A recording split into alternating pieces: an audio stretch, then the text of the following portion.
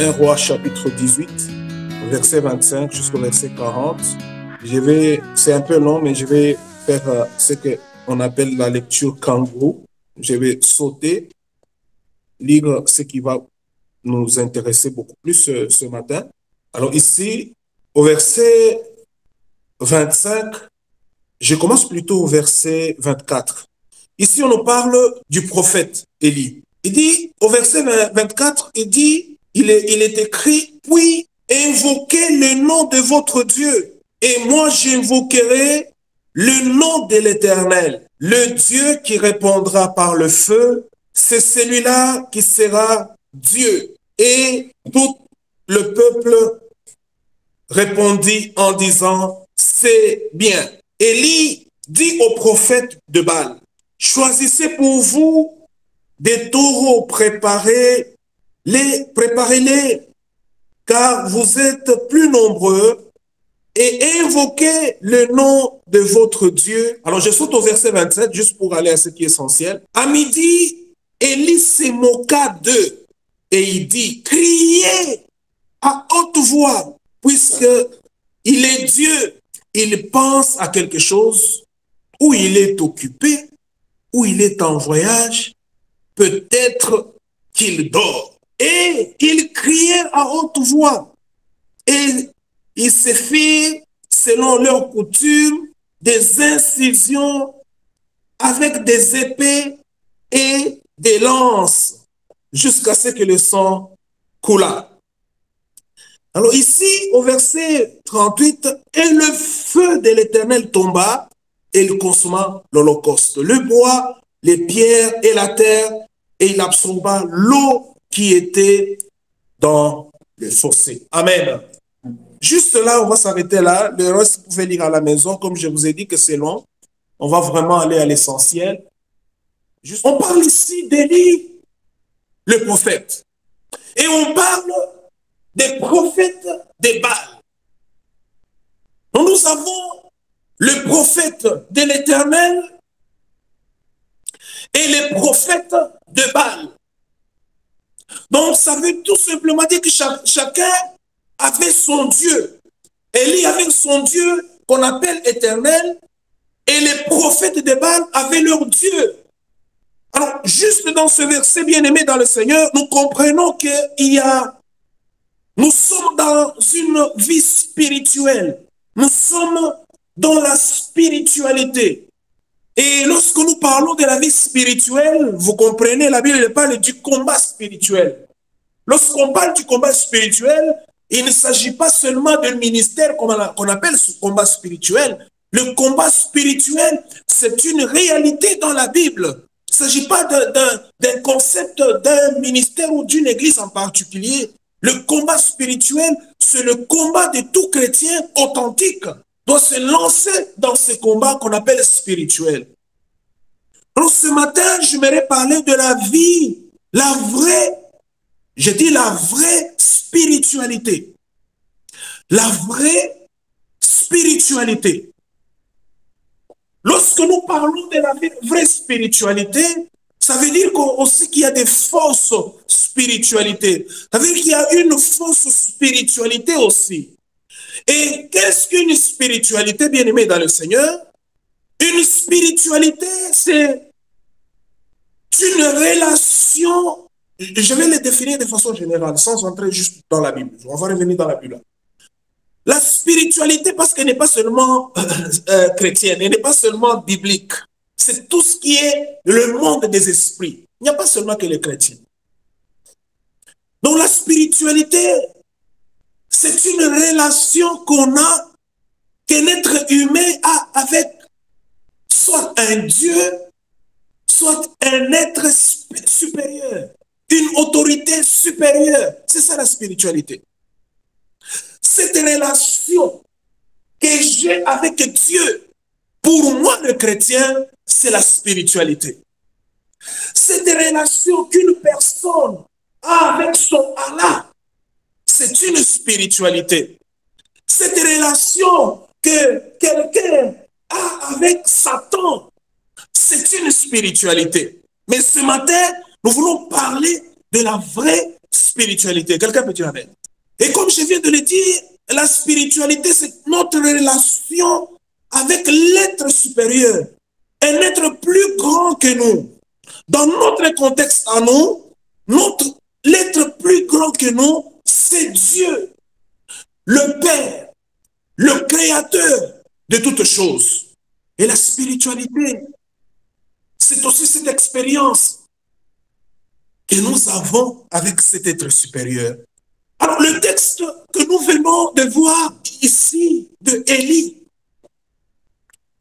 Élie était un homme spirituel. Je viens de vous définir ce que c'est la spiritualité.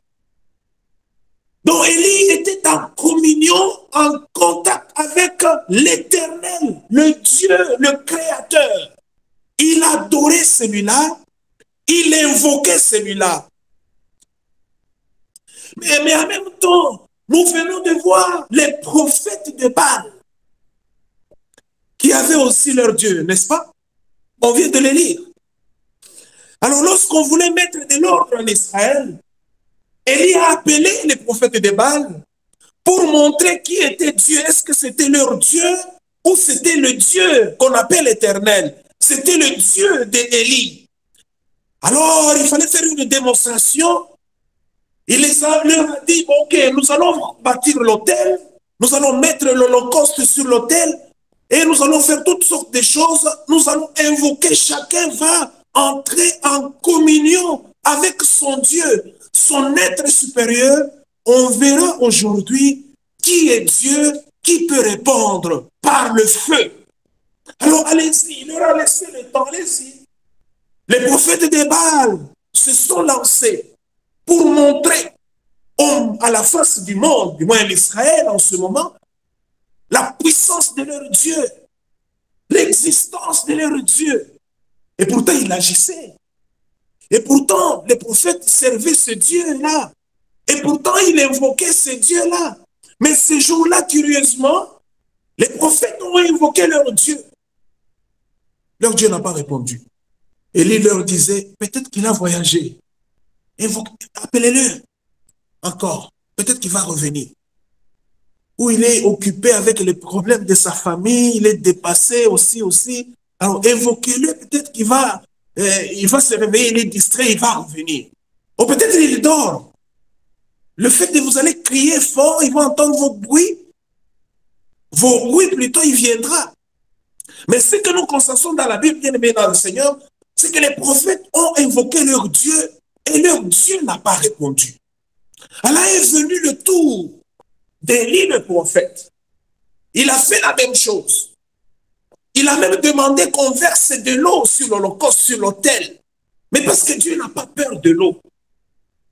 Mais parce que Dieu ne peut pas être limité ni par X, ni par Y chose. Et quand est venu le temps d'invoquer Dieu, Élie a invoqué l'Éternel.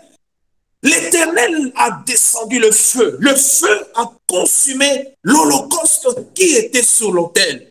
Et tout le monde ce jour-là a su que c'est l'Éternel qui est Dieu. Amen, amen.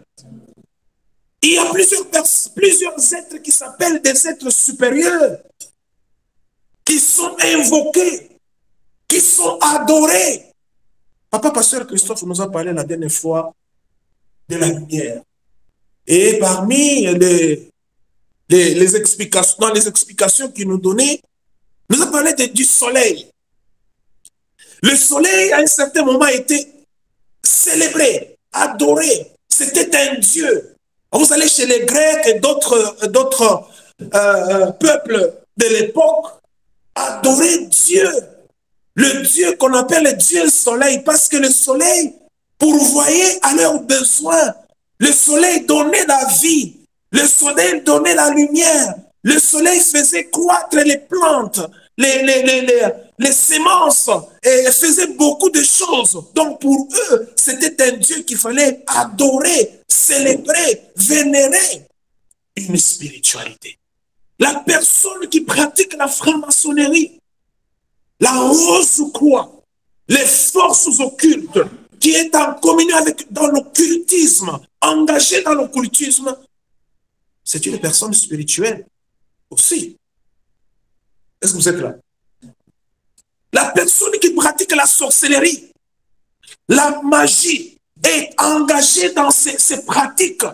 C'est une personne spirituelle aussi. Est-ce que vous savez ça? Donc la spiritualité n'est pas seulement ce que nous trouvons dans la Bible, dans la religion. Même en dehors de la Bible, en dehors de la religion, toutes ces personnes qui sont en contact, en communion, en relation, soit avec les démons, les esprits méchants, les esprits médiocres, ce sont des personnes spirituelles qui pratiquent leur spiritualité. Bien sûr, avec des faux dieux. C'est pourquoi ce matin, nous parlons de la vraie spiritualité. Est-ce qu'on peut dire encore amen? Dans les traditions bantoues, africaines, il y a plusieurs croyances aussi. Et dans ces croyances, plusieurs peuples croient dans les forces de leurs ancêtres. Il dit que c'est nos ancêtres qui protègent la famille. Vous avez déjà entendu ça parler, non? Les ancêtres qui vont nous créer le bonheur. Toutes ces personnes qui sont parties avant nous, qui sont dans la vie de l'au-delà, vont protéger la famille, vont garder la famille. En quoi? Je me demande en quoi ils vont garder la famille si eux-mêmes n'ont pas pu se garder ici et ils sont partis. Ils vont garder quoi et pourquoi? Ils vont garder qui et pour quelles raisons? Ça, c'est aussi une spiritualité parce que les personnes croient à certaines forces supérieures à eux. C'est une spiritualité. Amen.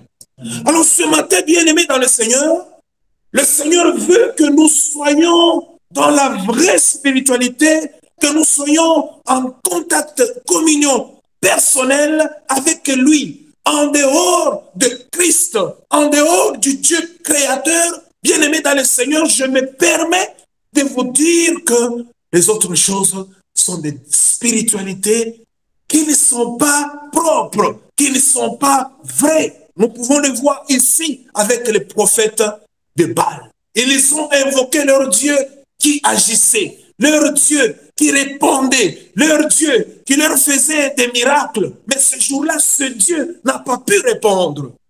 Quelle est votre spiritualité? Et la spiritualité, comme je vous dis, c'est notre relation intime avec Dieu. Est-ce que nous l'avons?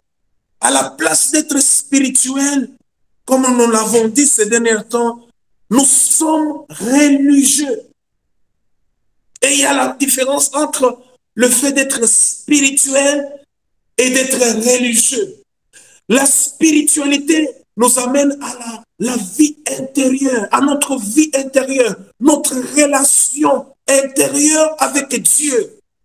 Mais la religion, c'est plutôt une vie extérieure. Comment je peux être religieux sans être spirituel?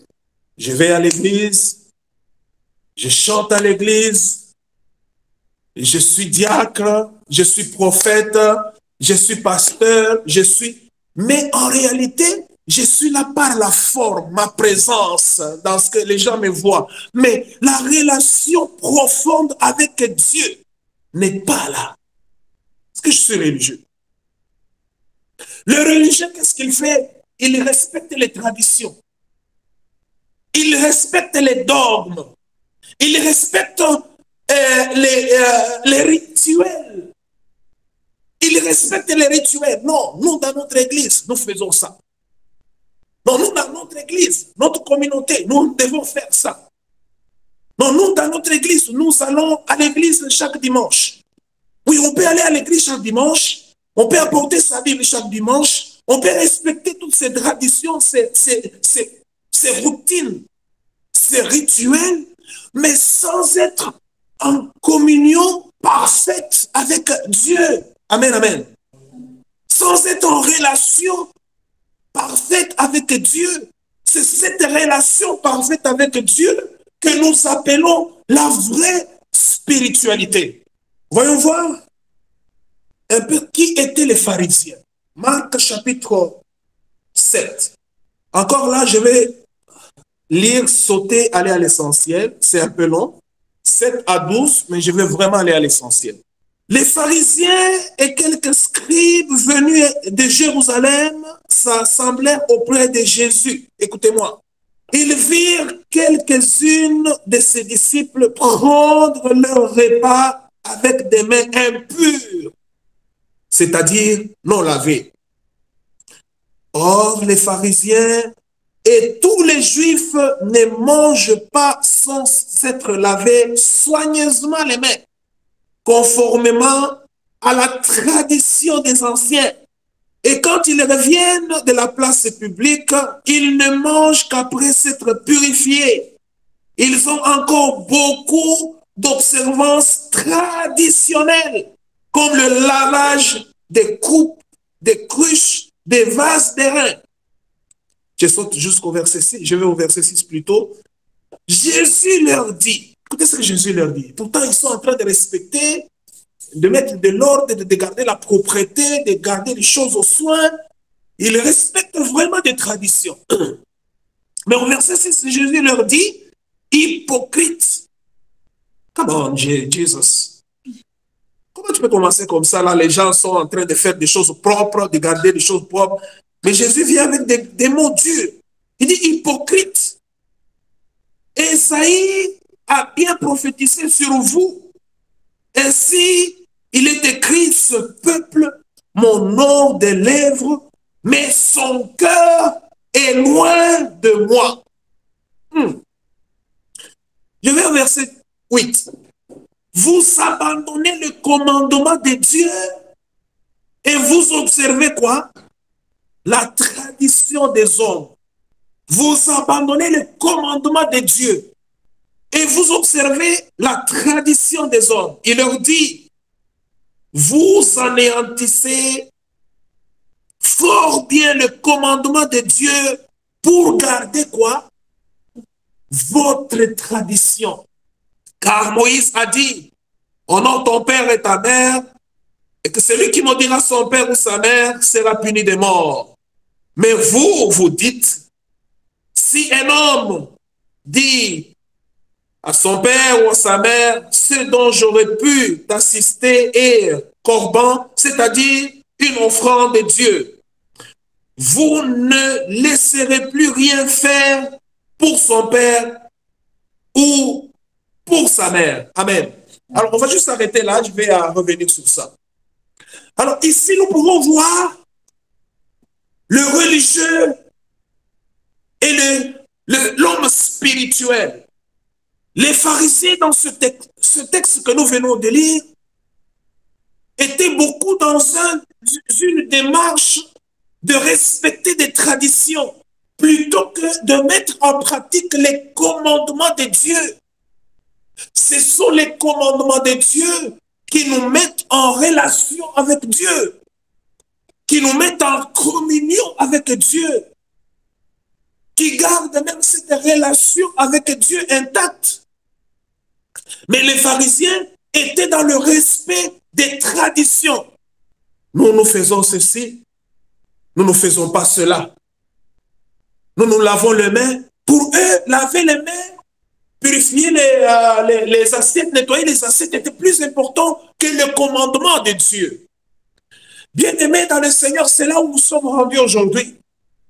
C'est là l'Église est rendue aujourd'hui. Nous sommes plutôt dans la tradition. Nous sommes dans la tradition, dans le respect des rituels, des habitudes, des coutumes, de nos routines, plutôt que entrer dans le maintien de la relation, la bonne relation avec Dieu. Quelle est votre spiritualité ce matin? Ou quelle est notre spiritualité ce matin? Autrement dit, quelle est notre relation avec Dieu ce matin? Est-elle une relation de religieux ou elle est une relation d'un homme spirituel dans une bonne spiritualité? Quelle est notre relation aujourd'hui? Et je vous ai dit que la spiritualité, c'est cette vie intérieure, cette relation intérieure qui doit être entretenue et maintenue. Très important, bien-aimé dans le Seigneur. Est-ce qu'on peut lire un autre texte dans Genèse chapitre 3, verset 8 à 10? Genèse chapitre 3, verset 8 à 10. Alors ils entendirent la voix de l'Éternel Dieu qui parcourait le jardin vers le soir. Et l'homme et sa femme se cachèrent loin de la face de l'Éternel Dieu, au milieu des arbres du jardin. Mais l'Éternel Dieu parla, appela plutôt l'homme et lui dit, « Où es-tu » Il répondit, « J'ai entendu ta voix dans le jardin, j'ai eu peur parce que je suis nu et je me suis caché. » Et l'Éternel Dieu dit, « Qui t'a appris que tu es nu? Est-ce que tu as mangé de l'arbre dont je t'avais défendu de manger? » L'homme répondit, « La femme que tu as mise à mes côtés, auprès de moi, m'a donné de l'arbre et j'en ai mangé. » Amen. Jusque-là. Mais nous voyons ici, bien aimé, que Adam était en communion avec Dieu. Sa relation avec Dieu était bonne. Adam était un homme spirituel, dans une bonne spiritualité, parce que l'Éternel venait chaque soir, comme pour emprunter le mot, jaser avec Adam. Mais ce jour-là, le soir, l'Éternel est venu commencer à chercher Adam. Adam n'était pas au poste. Adam n'était pas à son endroit habituel, à son lieu de rencontre, à son lieu de rendez-vous. L'Éternel commençait à le chercher dans le jardin d'Éden. L'Éternel commençait à le chercher dans le jardin d'Éden. Adam a fui la présence de Dieu. Lorsque, bien aimé, nous quittons la présence de Dieu, nous nous éloignons de la présence de Dieu. Nous avons peur, un peu comme le pasteur Jackson nous a parlé de la peur. La peur. Adam avait peur même de l'Éternel à qui il parlait tous les jours. Lui qui était dans une bonne spiritualité, qui était en relation avec Dieu, a perdu ce contact, a perdu cette relation avec Dieu.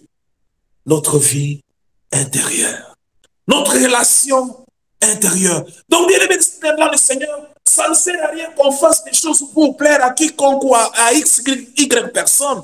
Ce qui est important, c'est qu'on entretienne notre relation intérieure avec le Seigneur, parce que la Bible dit que le salut est comment? Individuel. Individuel. Il y a un travail intérieur que nous devons faire. Une personne qui est spirituelle, qui est dans la vraie spiritualité, c'est une personne de valeur, une personne de vertu, une personne de bonnes habitudes. Amen. Amen, amen. On ne peut pas voir une personne de bonne valeur, enfin plutôt une personne spirituelle, de la bonne spiritualité, être un voleur, être un franc-maçon, être de la sorcellerie, être un voleur, être un impudique. Les deux, ça ne marche pas. Notre spiritualité nous amène dans le bien. Quelqu'un peut dire amen. Notre spiritualité fait de notre personne intérieure une personne de valeur, une personne de vertu, une personne de bonnes habitudes, de bonnes choses, une personne avec qui on peut vivre. Vous savez que dans la vie, il y a des personnes, quand vous les rencontrez, vous êtes foutus. Dès que vous êtes juste en contact avec cette personne-là, vous êtes foutus. Lisons un texte. 2 Pierre, plutôt, chapitre 1er, versets 5 à 6. 2 Pierre, chapitre 1er. Ici, on parle des pratiques des vertus chrétiennes. Alors, je commence à partir du verset 3. Il dit que comme sa divine puissance nous a donné tout ce qui contribue à la vie et à la piété, au moyen de la connaissance de celui qui nous a appelés par sa propre gloire et par sa vertu, lesquelles nous assurent de sa part les plus grandes et précieuses promesses, afin que par elles, vous deveniez participants à la nature divine, en fuyant la corruption qui existe dans le monde par la convoitise. Mais ce qui nous intéresse, c'est ici. À cause de cela, à cause de quoi? Bon, faites donc vos efforts pour joindre à votre foi la vertu. À la vertu, la science. À la science, la tempérance. À la tempérance, la patience. À la patience, la piété. À la piété, l'amour fraternel. À l'amour fraternel, la charité. Car si ces choses sont en vous et ils sont en abondance, elles ne vous laisseront point oisifs ni stériles pour la connaissance de notre Seigneur Jésus-Christ. Alléluia. L'apôtre Pierre nous parle des bonnes choses que j'aime dans ce verset. Il dit, faites des efforts. Donc il y a des efforts à faire. Il y a une volonté qui doit être là. Parce que c'est un travail intérieur. Une personne spirituelle, c'est une personne qui travaille sa relation, sa vie intérieure avec le Seigneur.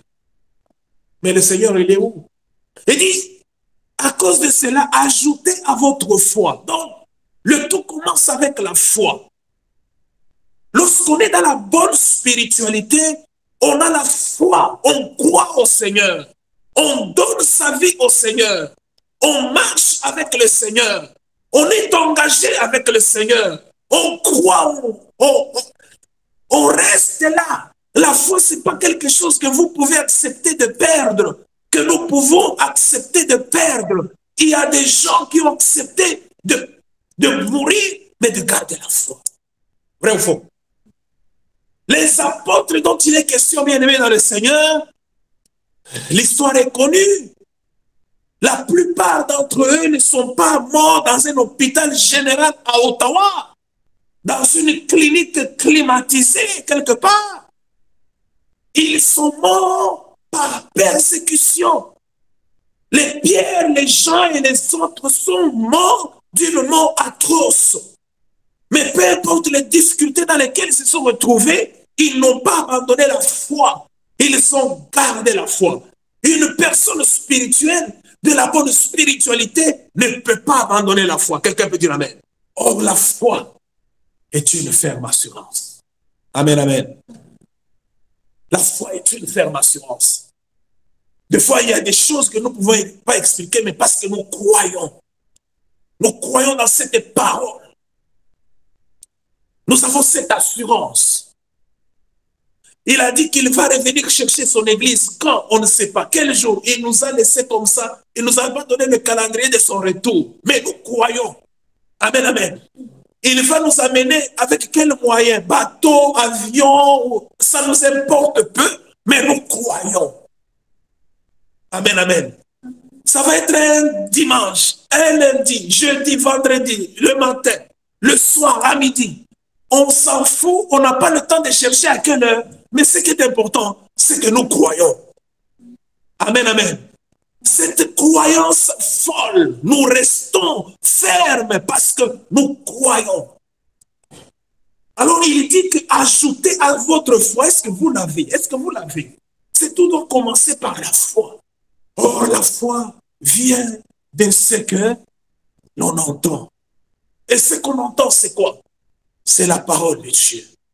Et la parole de Dieu est pure. Elle nous communique, elle fortifie notre foi. Et Proverbe dit que garde ton cœur plus que toute autre chose. Garde ton cœur plus que toute autre chose. C'est-à-dire que notre cœur, notre foi, nous devons le garder plus que tout. Plus que nos passwords. Nos nips là. Vous en avez combien? Nous en avons beaucoup, hein? Si vous êtes, vous avez une banque, vous avez un mot de passe, un NIP. Vous avez une autre banque, un autre.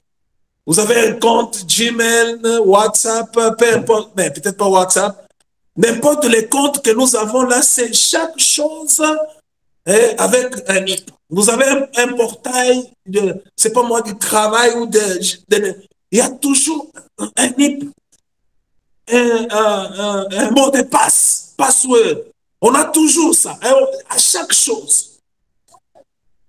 Et quand nous mettons ces choses-là, c'est que tu es là, c'est secret là. Il ne faut pas que personne s'approche pour voir que c'est Jackson que tu as écrit là-bas parce que la personne va revenir, il va mettre Jackson, il va entrer dans ton compte.